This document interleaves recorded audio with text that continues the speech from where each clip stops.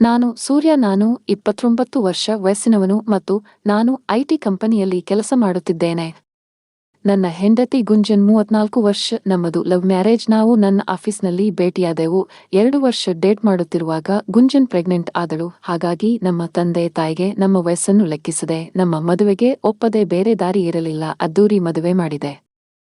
1-2 ವರ್ಷಗಳ ಕಾಲ ಎಲ್ಲವೂ ಚೆನ್ನಾಗಿ ಹೋಯಿತು. ಆದರೆ ಗುಂಜನ್ ಪ್ರಮೋಷನ್ ಬಂದ ನಂತರ ಎಲ್ಲವೂ ಬದಲಾಯಿತು. ನನಗೆ ಪ್ರಯಾಣದ ಕೆಲಸವಿದೆ. ಒಮ್ಮೆ ನಾನು 2 ವಾರಗಳ ಕಾಲ ಹೊರಗಿದ್ದೆ ಮತ್ತು ನಾನು ಹಿಂತಿರುಗಿದಾಗ ನನ್ನ ಮನೆಯಲ್ಲಿ ಹೊಸ ಮಹಿಳೆಯನ್ನು ನೋಡಿದೆ. ಮಹಿಳೆ ತನ್ನ 30 ಆಸುಪಾಸಿನಲ್ಲಿ ಇದ್ದಳು. ಅವಳು ನೋಡಲು ತುಂಬಾ ಸುಂದರವಾಗಿದ್ದಳು. ಅವಳ ಹೆಸರು ಅರ್ಪಿತಾ ಮತ್ತು ಅವಳು ನಮ್ಮ ಮನೆಯ ಹೊಸ ಕೆಲಸದವಳು. ಪ್ರಮೋಷನ್ ಕಾರಣದಿಂದ ಗುಂಜನ್ನ ಕೆಲಸ ಜಾಸ್ತಿಯಾಗಿತ್ತು. ಮನೆಗೆ ಕೆಲಸ ಮತ್ತು ಅಡುಗೆ ನೋಡಿಕೊಳ್ಳಲು ಯಾರಾದರೂ ಬೇಕಾಗಿತ್ತು ಎಂದು ಗುಂಜನ್ ಅರ್ಪಿತಾ ನನ್ನನ್ನು ಕೆಲಸಕ್ಕೆ ಇಟ್ಟುಕೊಂಡೆ ಎಂದು ಗುಂಜನ್ ಹೇಳಿದಳು. ಮೊದಲ ಕೆಲವು ದಿನಗಳು ಎಲ್ಲವೂ ಆರಾಮಾಗಿ ಸಾಗಿದವು. ಅರ್ಪಿತಾ ಮನೆಯನ್ನು ಸ್ವಚ್ಛವಾಗಿ ಇಡುವಲ್ಲಿ ಅತ್ಯುತ್ತಮವಾದ ಕೆಲಸವನ್ನು ಮಾಡುತ್ತಿದ್ದಳು ಮತ್ತು ಅವರು ನಮಗೆ ರುಚಿಕರವಾದ ಊಟವನ್ನು ಸಹ ತಯಾರಿಸಿದರು. ಆದರೆ ಸಮಯ ಕಳೆದಂತೆ ಏನೋ ಬದಲಾಗಲು ಪ್ರಾರಂಭಿಸಿತು.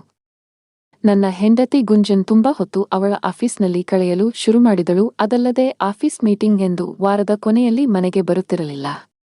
ಅವಳ ಪ್ರಮೋಷನ್ ಇಂದ ಅವಳ ಆಫೀಸ್ ಕೆಲಸ ಜಾಸ್ತಿಯಾಗಿದೆ ಎಂದು ನನಗೆ ಗೊತ್ತು. ಆದರೆ ಇದು ನಮ್ಮ ವೈವಾಹಿಕ ಮತ್ತು ನಮ್ಮ ಜೀವನದ ಮೇಲೆ ಪರಿಣಾಮ ಬೀರುತ್ತದೆ ಎಂದು ನಾನು ಅಂದುಕೊಂಡಿರಲಿಲ್ಲ. ನಾವಿಬ್ಬರೂ ನಮ್ಮ ಹೆಚ್ಚಿನ ಬಿಡುವಿನ ಸಮಯವನ್ನು ಒಟ್ಟಿಗೆ ಕಳೆಯುತ್ತಿದ್ದೆವು. ಆದರೆ ಈಗ ಅವಳು ಯಾವಾಗಲೂ ಆಫೀಸ್ ಕೆಲಸದಲ್ಲಿ ಬಿಸಿಯಾಗಿರುತ್ತಾಳೆ. ಇದು ಬರೀ ಕೆಲಸದ ಬಗ್ಗೆಯೂ ಅಲ್ಲ, ಇತರ ಬದಲಾವಣೆಗಳು ನಡೆಯುತ್ತಿದ್ದವು. ಅವಳ ಕೆಲಸದಿಂದ ನಾವಿಬ್ಬರೂ ಮಂಚದ ಮೇಲೆ ಕಳೆಯುವ ಸಮಯ ಪೂರ್ತಿಯಾಗಿ ಕಮ್ಮಿಯಾಗಿತ್ತು. ಇದರಿಂದ ನಮ್ಮಿಬ್ಬರ ಮದುವೆ ಸಪ್ಪೆಯಾಗಿ ಹೋಗಿತ್ತು. ಒಂದು ದಿನ ನಾನು ಕೆಲಸದಿಂದ ವಾಪಸ್ ಬಂದಾಗ ಅರ್ಪಿತಾ ಅಡುಗೆ ಮನೆಯಲ್ಲಿ ಅಡುಗೆ ಮಾಡುತ್ತಿದ್ದಳು. ಅವಳು ನನ್ನ ಹೆಂಡತಿಯ ಬಿಳಿ ಕುರ್ತಾಳಲ್ಲಿ ಒಂದನ್ನು ಅವಳ ಕಪ್ಪು ಲೆಗ್ಗಿಂಗ್ಸ್ ಮೇಲೆ ಧರಿಸಿದ್ದಳು. ಬಿಳಿ ಕುರ್ತಾವನ್ನು ನೋಡಿ ನಾನು ಒಳಗೆ ಹೋಗಿ ಗುಂಜನ್ ಎಂದುಕೊಂಡು ಹಿಂದಿನಿಂದ ಅವಳನ್ನು ತಬ್ಬಿಕೊಂಡೆ. ನಾನು ಯಾರೆಂದು ನೋಡುವ ಮೊದಲೇ ಅವಳು ಬೇಗನೆ ತಿರುಗಿ ನನ್ನನ್ನು ಆಶ್ಚರ್ಯದಿಂದ ನೋಡಿದಳು. ನಂತರ ಅವಳು ಆಶ್ಚರ್ಯದಿಂದ ನಕ್ಕು ಹಲೋ ಸರ್ ಎಂದಳು. ನಾನು ಮುಜುಗರದಿಂದ ಕ್ಷಮೆ ಕೇಳಿದೆ. ನಿನ್ನನ್ನು ನನ್ನ ಹೆಂಡತಿ ಎಂದು ಭಾವಿಸಿದ್ದೆ.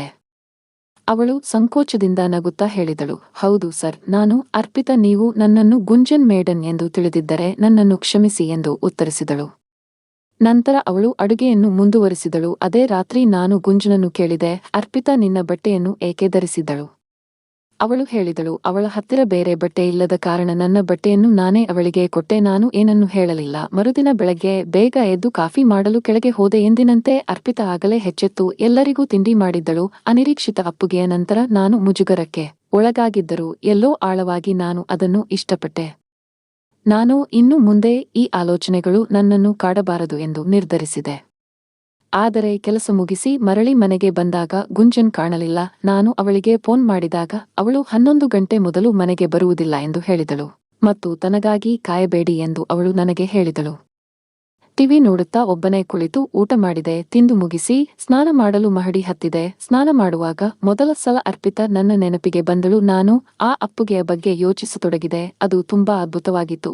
ಇದರಿಂದ ನಾನು ನನ್ನ ಹೆಂಡತಿಯೊಂದಿಗೆ ಅನ್ಯೋನ್ಯವಾಗಿರುವುದನ್ನು ಕಳೆದುಕೊಂಡಿದ್ದೇನೆ. ಬದಲು ನಾನು ಅವಳನ್ನು ನನ್ನ ಹತ್ತಿರ ತಬ್ಬಿಕೊಂಡು ನನ್ನ ದೇಹದ ವಿರುದ್ಧ ಅವಳ ಉಷ್ಣತೆಯನ್ನು ಅನುಭವಿಸಲು ಬಯಸುತ್ತೇನೆ. ನಾನು ಅವಳ ತುಟಿಗಳನ್ನು ಮೃದುವಾಗಿ ಚುಂಬಿಸಲು ಮತ್ತು ಅವಳ ಸಿಹಿ ಉಸಿರನ್ನು ಸವಿಯಲು ಬಯಸಿದ್ದೆ. ಇದನ್ನೆಲ್ಲ ಯೋಚಿಸುತ್ತಿರುವಾಗ ನನ್ನ ಲಾಲಿಪಾಪ್ ಎದ್ದಿ ನಿಂತಿತ್ತು. ಇದ್ದಕ್ಕಿದ್ದಂತೆ ಬಿಸಿನೀರು ಹರಿಯುವುದು ನಿಲ್ಲಿಸಿತು ಮತ್ತು ನಾನು ನನ್ನ ಮೇಲೆ ನಿಯಂತ್ರಣವನ್ನು ಕಳೆದುಕೊಳ್ಳುತ್ತಿದ್ದೇನೆ ಎಂದು ನನಗೆ ಅರ್ಥವಾಯಿತು. ನಾನು ಆಳವಾದ ಉಸಿರಾಟದಿಂದ ನನ್ನನ್ನು ನಾನು ಶಾಂತಗೊಳಿಸಲು ಪ್ರಯತ್ನಿಸಿದೆ. ಆದರೆ ನನ್ನ ಲಾಲಿಪಾಪ್ ದೊಡ್ಡದಾಗಿ ಮತ್ತು ಗಟ್ಟಿಯಾಗಿ ಹೋಗಿತ್ತು. ಕೊನೆಗೆ ಟ್ಯಾಪ್ ಅನ್ನು ಆಫ್ ಮಾಡಿ ಟವೆಲ್ ಸುತ್ತಿಕೊಂಡು ಬಾತ್ರೂಮ್ನಿಂದ ಹೊರಬಂದೆ. ನಾನು ನನ್ನ ಬೆಡ್ರೂಮ್ಗೆ ಬಂದಾಗ ಅರ್ಪಿತಾ ಬಟ್ಟೆಗಳನ್ನು ಮಡಚುತ್ತಿದ್ದಳು. ಅವಳು ನನ್ನತ್ತ ನೋಡಿ ನಾಚಿಕೆಯಿಂದ ಮುಗುಳು ನಕ್ಕಳು. ನಾನು ತಕ್ಷಣ ತಪ್ಪಾಯಿತು, ನೀನು ಇಲ್ಲಿದ್ದೀಯಾ ಎಂದು ನನಗೆ ಗೊತ್ತಿರಲಿಲ್ಲ ಎಂದು ಹೇಳಿದೆ. ಅವಳು ನಗುತ್ತಾ ಹೇಳಿದಳು, ತೊಂದರೆ ಇಲ್ಲ ಸರ್ ಅಂದಳು. ಅವಳು ಕೆಲಸ ಮಾಡುವುದನ್ನು ಮುಂದುವರೆಸಿದಳು. ನಾನು ಅವಳನ್ನು ಸುಮ್ಮನೆ ನೋಡುತ್ತಾ ಅಲ್ಲೇ ನಿಂತಿದ್ದೆ. ಅವಳು ನಿಜವಾಗಿಯೂ ಸುಂದರವಾಗಿದ್ದಳು. ಅವಳ ಉದ್ದನೆಯ ಕಪ್ಪು ಕೂದಲು ಆಕರ್ಷಕವಾಗಿ ಅವಳ ಬೆನ್ನಿನ ಕೆಳಗೆ ಬಿದ್ದಿತು. ನಂತರ ನಾನು ವಾರ್ಡ್ರೋಬ್ ಬಳಿ ಹೋಗಿ ನನ್ನ ಬಟ್ಟೆಗಳನ್ನು ತೆಗೆಯಲು ಪ್ರಾರಂಭಿಸಿದೆ. ನಾನು ಅವಳನ್ನು ಕರೆದು ಊಟದ ಬಗ್ಗೆ ಕೇಳಲು ಪ್ರಾರಂಭಿಸಿದೆ. ಅಷ್ಟರಲ್ಲಿ ನನ್ನ ಟವೆಲ್ ಬಿಚ್ಚಿ ಬಿದ್ದು ಹೋಯಿತು. ನಾನು ವಾರ್ಡ್ರೋಬ್ ಕಡೆಗೆ ತಿರುಗಿದ್ದೆ. ಅವಳು ನನ್ನ ಮೈಯನ್ನು ನೋಡುತ್ತಿದ್ದಾಳೆ ಎಂದು ನನಗೆ ಗೊತ್ತಿತ್ತು. ಅವಳು ಎದುರಿಸಿರು ಬಿಡುವುದನ್ನು ಕೇಳಿ ಗಾಬರಿಯಿಂದ ಟವೆಲ್ ಎತ್ತಿಕೊಂಡು ಕಟ್ಟಿಕೊಂಡೆ.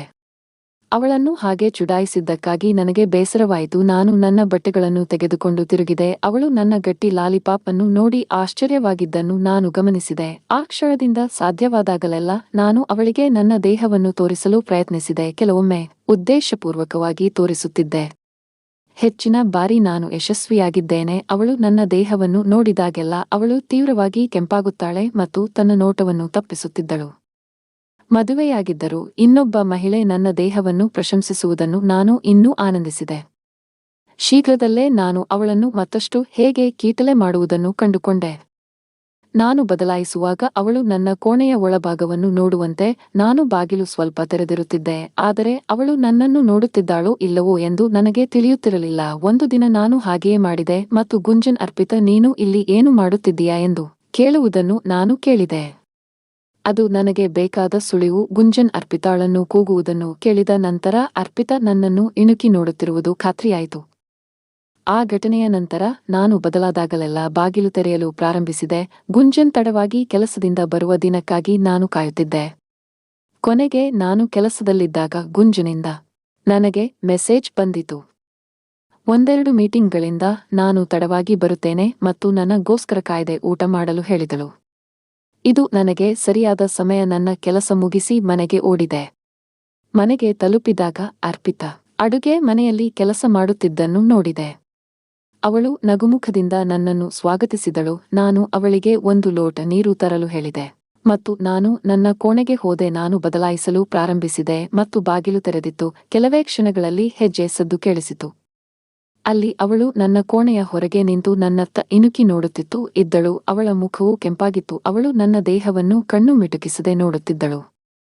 ಅವಳ ಕಣ್ಣುಗಳು ನನ್ನ ಲಾಲಿಪಾಪ್ ಅನ್ನು ನೋಡಿ ಆಶ್ಚರ್ಯದಲ್ಲಿದ್ದವು ಮತ್ತು ಅವಳ ಕೆನ್ನೆಗಳು ಇನ್ನೂ ಕೆಂಪಾದವು. ಎಲ್ಲವನ್ನೂ ನಾನು ಕನ್ನಡಿಯಿಂದ ನೋಡುತ್ತಿದ್ದೆ. ನಾನು ಹೇಳಿದೆ, ಅರ್ಪಿತಾ, ನೀನು ಹೊರಗೆ ನಿಂತಿದ್ದೀಯಾ ಎಂದು.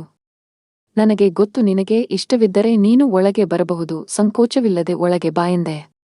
ಅವಳು ನಿಧಾನವಾಗಿ ಪ್ರವೇಶಿಸಿ ನನ್ನತ್ತ ನೋಡಿದಳು. ನನ್ನ ಹತ್ತಿರ ಬರುತ್ತಿದ್ದಂತೆ ಅವಳ ಕೈಗಳು ನಡುಗಿದವು. ಆದರೆ ಅವಳು ಉತ್ಸುಕಳಾಗಿದ್ದಾಳೆ ಎಂದು ನಾನು ಹೇಳಬಲ್ಲೆ. ಅವಳು ತಕ್ಷಣ ಹೇಳಿದಳು, ಕ್ಷಮಿಸಿ ಸರ್, ನನ್ನನ್ನು ತಪ್ಪಾಗಿ ತಿಳಿದುಕೊಳ್ಳಬೇಡಿ. ನಾನು ನಿಂತು ನೀವು ಪೂರ್ಣಗೊಳಿಸಲು ಕಾಯುತ್ತಿದ್ದೆ. ನಾನು ಏನನ್ನೂ ನೋಡಲಿಲ್ಲ. ದಯವಿಟ್ಟು ಅದರ ಬಗ್ಗೆ ಮೇಡಂಗೆ ಹೇಳಬೇಡಿ. ನಾನು ನಕ್ಕು ಉತ್ತರಿಸಿದೆ, ಚಿಂತಿಸಬೇಡಿ ಅರ್ಪಿತಾ, ನಾನು ಯಾರಿಗೂ ಹೇಳುವುದಿಲ್ಲ. ಇದಲ್ಲದೆ ನಾನು ಬಟ್ಟೆ ಬದಲಾಯಿಸುವಾಗ ನೀನು ನನ್ನತ್ತ ಇಣುಕುವುದು ನನಗೆ ಇಷ್ಟವಾಗುತ್ತದೆ. ಅವಳು ತುಂಬಾ ಕೆಂಪಾಗಿದ್ದಳು ಮತ್ತು ಅವಳ ಕಣ್ಣುಗಳು ನೆಲದ ಕಡೆಗೆ ತಿರುಗಿದವು. ನಾನು ವಿಷಯಗಳನ್ನು ಮತ್ತಷ್ಟು ಮುಂದೆ ತಳ್ಳಲು ನಿರ್ಧರಿಸಿದೆ. ನಿನಗೆ ನಾನು ಬದಲಾಯಿಸುವುದನ್ನು ನೋಡುವುದು ಇಷ್ಟಪಡುತ್ತೀಯಾ ಅಲ್ಲವೇ? ನಾನು ಕೀಟಲೆ ಮಾಡಿದೆ. ಅವಳು ಹುರುಪಿನಿಂದ ತಲೆಯಾಡಿಸಿದಳು ಮತ್ತು ಅವಳು ಹೇಳುವಾಗ ಅವಳ ಧ್ವನಿಯು ಬಿರುಕು ಬಿಟ್ಟಿತು. ಹೌದು ಸರ್, ನಾನು ನಿಮ್ಮನ್ನು ವಿವಸ್ತ್ರಗೊಳಿಸುವುದನ್ನು ನೋಡುತ್ತೇನೆ. ನಿಮ್ಮ ದೇಹವು ತುಂಬಾ ಅದ್ಭುತವಾಗಿದೆ ಮತ್ತು ನಾನು ಅಂತಹ ದೊಡ್ಡ ಲಾಲಿಪಾಪ್ ಅನ್ನು ನೋಡಿಲ್ಲ. ನಾನು ಮುಗುಳ್ನಕ್ಕೂ ಹೇಳಿದೆ, ಹಾಗಾದರೆ ಬಹುಶಃ ನಾವು ಅದರ ಬಗ್ಗೆ ಏನಾದರೂ ಮಾಡಬೇಕು. ಅವಳು ಪ್ರತಿಕ್ರಿಯಿಸುವ ಮೊದಲು ನಾನು ಅವಳ ಹತ್ತಿರ ಹೋಗಿ ಅವಳ ಕೆನ್ನೆಯ ಮೇಲೆ ಕೈ ಇರಿಸಿದೆ. ನನ್ನ ಸ್ಪರ್ಶದ ಅಡಿಯಲ್ಲಿ ಅವಳ ಚರ್ಮವು ಮೃದು ಮತ್ತು ಕೋಮಲವಾಗಿತ್ತು. ನಾನು ಮುಂದಕ್ಕೆ ಬಾಗಿ ಅವಳ ತುಟಿಗಳಿಗೆ ನಿಧಾನವಾಗಿ ಮುತ್ತಿಟ್ಟೆ. ಮೊದಲಿಗೆ ಅವಳು ಹಿಂಜರಿದಳು, ಆದರೆ ಅವಳು ಆರಾಮವಾಗಿ ನನ್ನ ಕಿಸ್ಸನ್ನು ಉತ್ಸಾಹದಿಂದ ಹಿಂದಿರುಗಿಸಿದಳು. ನಾನು ಅವಳ ಕೂದಲಿನ ಮೂಲಕ ನನ್ನ ಬೆರಳುಗಳನ್ನು ಓಡಿಸಿದೆ. ನಾನು ಮುತ್ತಿಟ್ಟ ನಂತರ ಪಿಸುಗುಟ್ಟಿದೆ. ನೀನು ತುಂಬಾ ಸುಂದರವಾಗಿದ್ದೀಯಾ ಅರ್ಪಿತಾ, ನಾನು ನಿನ್ನನ್ನು ನೋಡಿದಾಗಿನಿಂದ ಇದನ್ನು ಮಾಡಲು ಬಯಸುತ್ತಿದ್ದೆ. ಅವಳು ಮೃದುವಾಗಿ ಪಿಸುಗುಟ್ಟಿ ಹುಟ್ಟಿದಳು ಮತ್ತು ನನ್ನ ವಿರುದ್ಧ ತನ್ನನ್ನು ಒತ್ತಿಕೊಂಡಳು. ನನ್ನ ಇನ್ನೊಂದು ಕೈ ಅವಳ ದೇಹವನ್ನು ಪರೀಕ್ಷಿಸುತ್ತಿತ್ತು. ಅವಳ ಬಟ್ಟೆಗಳ ಮೂಲಕ ಅವಳ ಸೊಂಟವನ್ನು ಅನುಭವಿಸಿದೆ. ಅವಳ ಸೊಂಟದ ಆಕೃತಿ ಅದ್ಭುತವಾಗಿತ್ತು. ಅವಳ ಕಲ್ಲಂಗಡಿಗಳು ಪೂರ್ಣ ಮತ್ತು ದೃಢವಾಗಿದ್ದವು ಮತ್ತು ಅವಳ ಸೊಂಟವು ಸುಂದರವಾಗಿ ಹೊರಹೊಮ್ಮಿತು. ನಾನು ಇನ್ನೂ ಅವಳನ್ನು ಚುಂಬಿಸುತ್ತಿರುವಾಗ ಅವಳ ಬೆನ್ನನ್ನು ಉಜ್ಜಿದೆ. ನಾನು ಕೆಳಗೆ ನೋಡಿದಾಗ ನನ್ನ ಆಶ್ಚರ್ಯಕ್ಕೆ ಅಲ್ಲಿ ಯಾವುದೇ ಕೂದಲು ಇರಲಿಲ್ಲ. ಎಲ್ಲಾ ತುಂಬಾ ಸ್ವಚ್ಛವಾಗಿತ್ತು. ದೇವರೇ, ಎಂತಹ ಮಾದಕ ವಸ್ತುವಿನಂತಿದ್ದಳು. ನಾನು ಅವಳ ಸೌಂದರ್ಯವನ್ನು ನೋಡುತ್ತಿದ್ದಂತೆ ನನ್ನ ಹೃದಯ ಜೋರಾಗಿ ಬಡಿಯುತ್ತಿತ್ತು. ಅವಳ ಗಾಢ ಕಂದು ಚರ್ಮವು ಬೆಳಕಿನಲ್ಲಿ ಮಿನುಗುತ್ತಿತ್ತು. ನಾನು ಅವಳನ್ನು ನೋಡುತ್ತಿದ್ದೆ. ಅವಳು ಎಷ್ಟು ಸುಂದರವಾಗಿ ಕಾಣುತ್ತಿದ್ದಳು ಎಂದು ಮೆಚ್ಚಿದೆ. ನನ್ನ ಕಣ್ಣುಗಳು ಅವಳ ದೇಹದಾದ್ಯಂತ ಸುತ್ತುತ್ತಿದ್ದವು. ಅವಳ ದೇಹದ ಪ್ರತಿಯೊಂದು ಇಂಚು ಅದ್ಭುತವಾಗಿತ್ತು. ಅಲ್ಲಿಂದ ನಾವಿಬ್ಬರು ಕಬಡ್ಡಿ ಆಡಲು ಶುರು ಮಾಡಿದೆವು. ಕಬಡ್ಡಿ ಆಡುತ್ತಾ ನಾವಿಬ್ಬರೂ ಒಂದಾದೆವು. ಕಬಡ್ಡಿಯ ಕೊನೆಯಲ್ಲಿ ನಾವು ಒಬ್ಬರನ್ನೊಬ್ಬರು ಬೆರೆತು ನಂಬಿಕೆಗೆ ಅನುಭವವನ್ನು ಅನುಭವಿಸಿದೆವು.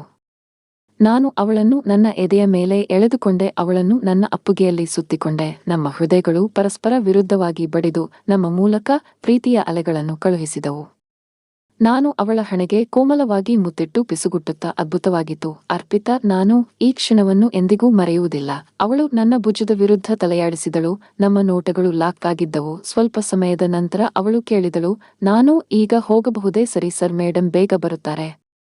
ನಾನು ಅನುಮೋದಿಸುವಂತೆ ತಲೆಯಾಡಿಸಿದೆ ಮತ್ತು ಅವಳು ಬೇಗನೆ ರೆಡಿಯಾದಳು. ಹೊರಡುವ ಮುನ್ನವೇ ತಿರುಗಿ, ಧನ್ಯವಾದಗಳು ಸರ್, ನಾನು ಈ ದಿನವನ್ನು ಯಾವಾಗಲೂ ನೆನಪಿಸಿಕೊಳ್ಳುತ್ತೇನೆ ಮತ್ತು ನಾವು ಶೀಘ್ರದಲ್ಲೇ ಮತ್ತೆ ಭೇಟಿಯಾಗುತ್ತೇವೆ ಸರ್. ಅದರೊಂದಿಗೆ ಅವಳು ನನ್ನ ಬೆಡ್ರೂಮ್ನಿಂದ ಹೊರಹೋದಳು, ಆನಂದದ ನೆನಪುಗಳನ್ನು ಬಿಟ್ಟು ಹೋದಳು.